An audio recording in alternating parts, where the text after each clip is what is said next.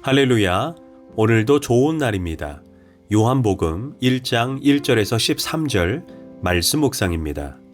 오늘은 예수님은 누구신가? 라는 제목으로 말씀을 나누도록 하겠습니다. 요한복음은 첫 출발점으로 복음의 핵심인 예수님이 누구신가에 대해서 설명하고 있습니다. 1절에서 태초에 말씀이 계셨는데 그 말씀이 하나님과 함께 계셨다. 그 말씀이 곧 하나님이시다 라고 말씀하고 있습니다. 이 말씀의 정체에 대해서 14절로 가면 말씀이 성육신하여 우리 가운데 거하셨다 라고 말합니다. 말씀은 곧 예수님을 의미합니다. 우리가 예수님을 만나기 위해서 어떤 신령한 기도원이나 교회에 갈 필요가 없습니다. 어디로 가야 예수님을 만날 수 있을까요?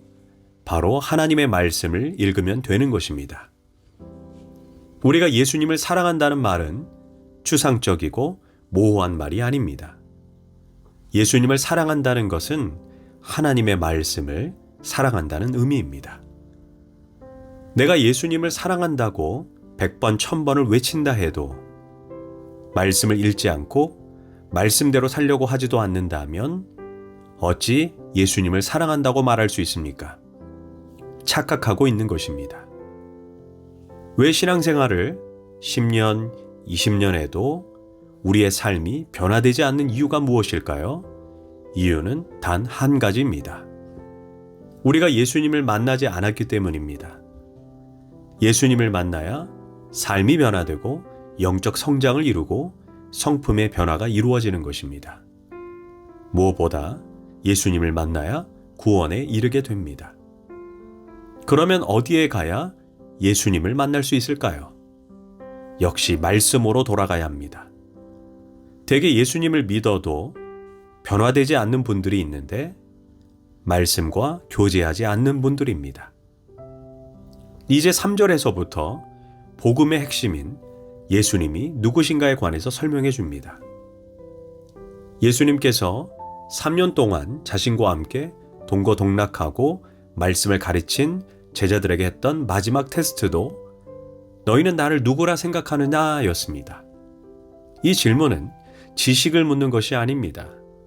예수님이 나에게 어떤 존재인가를 묻고 있는 것입니다. 이 질문이 중요한 것은 나의 구원을 결정하기 때문입니다. 예전에 EBS 방송에서 도올이 나와서 요한복음도 강의하고 심지어 외경인 도마복음도 강의했습니다. 그는 하버드에서 신학을 공부한 성경 지식의 대단한 사람입니다. 그런데 도올에게 예수님이 누구냐고 물으면 그는 위대한 스승 중에 한 분이다라고 말합니다. 예수님을 하나님의 아들로는 믿지 않습니다.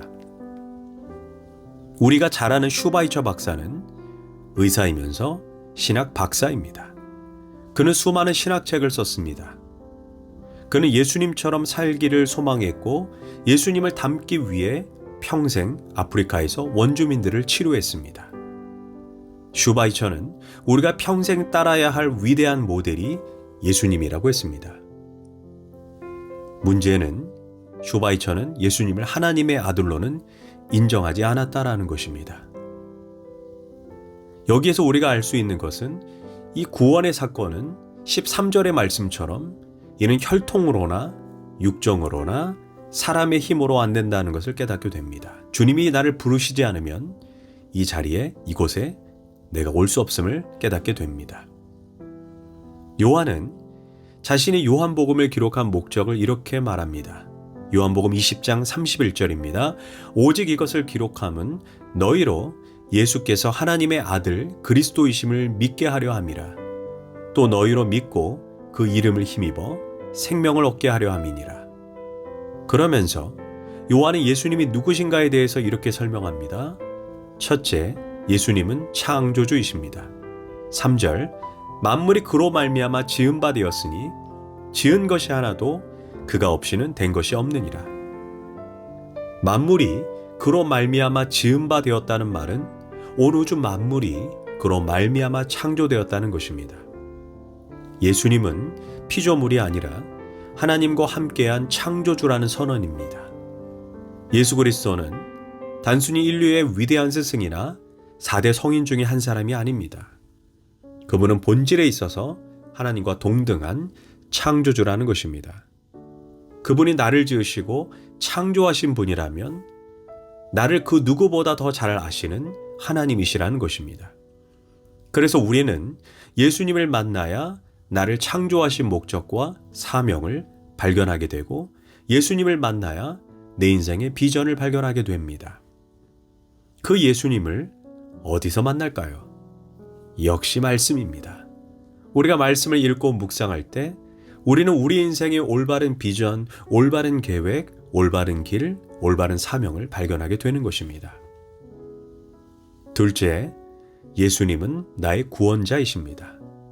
4절, 그 안에 생명이 있었으니 이 생명은 사람들의 빛이라. 빛이 어둠에 비치되 어둠이 깨닫지 못하더라. 예수님 안에 생명이 있다고 말하는데 여기에서 생명이 헬라어로 조에입니다. 이는 그냥 생명이 아니라 영원한 생명인 영생을 의미합니다. 예수님만이 우리에게 영생을 주시는 분이십니다. 그분은 또한 우리에게 빛으로 찾아오셨습니다. 제가 예전에 중등부를 담당했던 적이 있습니다. 그때 저희 학생처장님이 자신의 조카가 뼈암 말기에 걸려 사망 선고를 받았다고 해서 영접 기도를 할 수 있도록 도움을 요청했습니다. 그 당시 안양에 있는 메트로 암 전문 병원으로 신방을 갔습니다. 병실 문을 여니 욕창 때문인지 산 사람에게서 송장 썩는 냄새가 진동했습니다. 40살의 젊은 나이인데 너무나 불쌍했습니다. 그분에게 복음을 전하고 성령의 도우심으로 영접 기도를 했습니다. 저는 이후에 계속해서 전화로 3일 동안 통화하고 영접 기도를 재차 확인했습니다. 그랬더니 이제 예수님이 진짜 나의 구원자임이 믿어진다라고 고백을 했습니다. 그리고 이틀 후에 임종 직전에 일어난 일입니다. 갑자기 그분이 영적인 눈이 열려 모든 친척과 가족 앞에 이런 고백을 했다고 합니다. 저기 빛이 서 있는데 자꾸 나를 향해 손짓하고 있다는 것입니다. 그때 학생처장님의 어머니 권사님이 빛이 예수님이니 빨리 따라가라고 했다고 합니다.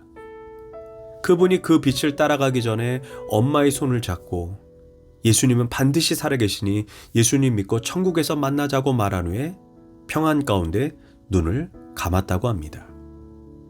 그 빛이 요한복음 1장에서 말한 예수님입니다. 베드로전서 2장 9절은 말합니다. 너희는 택한 족속이요 왕같은 제사장이요 거룩한 나라요 그의 소유된 백성이니 이는 너희를 어두운 데서 불러내어 그의 기이한 빛에 들어가게 하신 이의 아름다운 덕을 선포하게 하려 함이니라.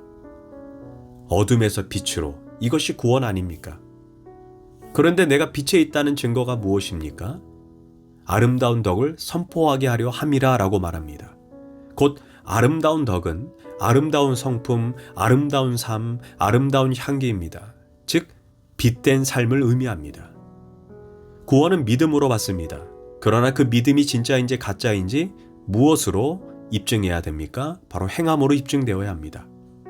내가 예수님을 믿는다고 하면서 간음을 저지르고 불법과 편법을 저지르고 말씀 없는 삶을 산다면 어찌 그 믿음을 진짜라고 말할 수 있습니까? 예수님이 우리의 진정한 구원자가 되시기 위해 우리의 믿음이 반드시 삶의 자리에서 행함으로 입증되어야 합니다.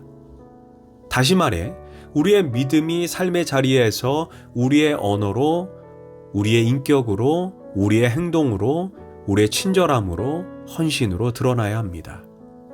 기도하겠습니다.